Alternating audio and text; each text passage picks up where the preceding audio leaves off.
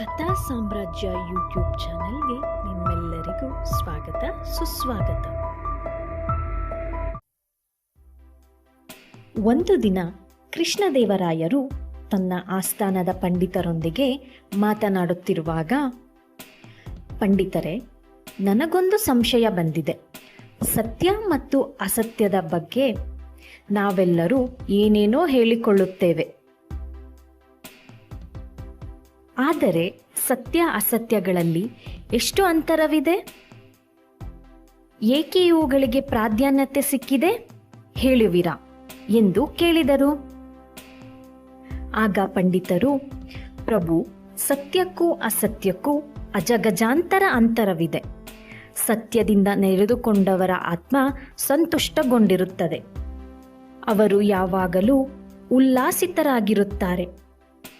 ಇನ್ನು ಅಸತ್ಯದಿಂದ ನಡೆದುಕೊಂಡವರು ಜೀವಿಸಿದರೂ ಸತ್ತಂತೆ ಆಗಿರುತ್ತಾರೆ.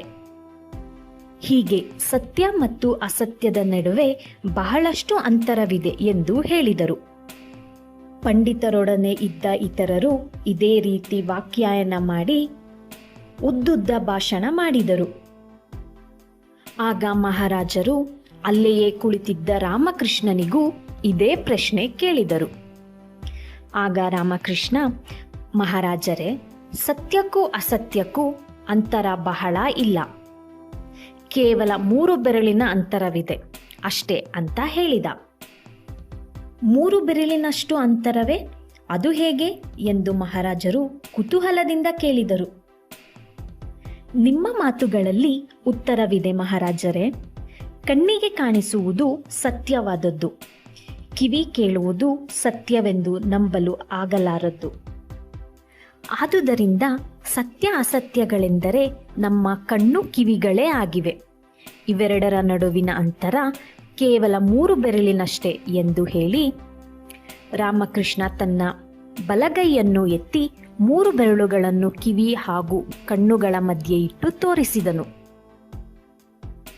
ಕೃಷ್ಣದೇವರಾಯರು ಅವನ ಮಾತಿಗೆ ತಲೆದೂಗಿದರು.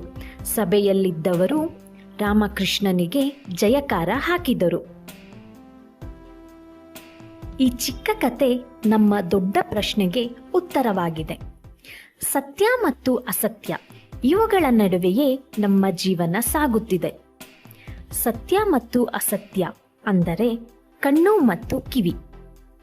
ಕಿವಿಯಲ್ಲಿ ಕೇಳಿದ್ದೆಲ್ಲ ಸತ್ಯ ಅಲ್ಲ, ಅಂದರೆ ಅವರಿವರು ಹೇಳೋದೆಲ್ಲ ಸತ್ಯ ಅಲ್ಲ. ನಾವು ಪ್ರತ್ಯಕ್ಷವಾಗಿ ಕಾಣೋದು, ಕಂಡಿದ್ದನ್ನು ಅವಲೋಕಿಸುವುದೇ ಸತ್ಯ.